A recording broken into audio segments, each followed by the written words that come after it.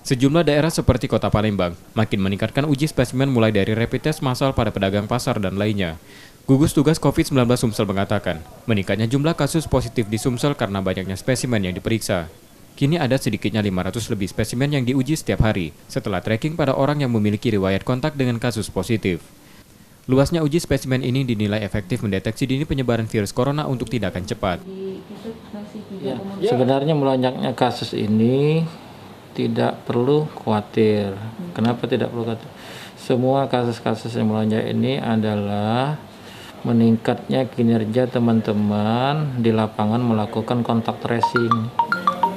Dengan kontak tracing yang masif, dengan kerja teman-teman yang aktif melakukan penelusuran terhadap kontak kasus, orang-orang yang kontak dengan kasus, diharapkan orang-orang yang kontak ini bisa dilakukan testing.